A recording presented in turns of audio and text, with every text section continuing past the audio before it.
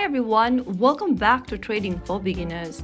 Today we are going to be learning how to switch to dark mode in the XM application using your Android or iOS. First of all, launch open the XM application on your device and make sure you're logged in.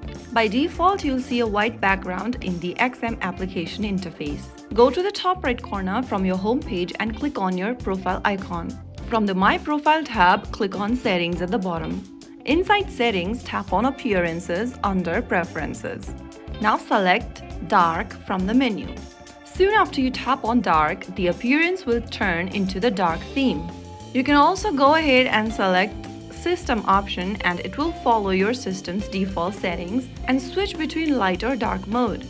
But in order to change to a dark mode, make sure to tap Dark and you'll see the difference instantly. Dark modes are easier on your eyes and consumes less battery on your device.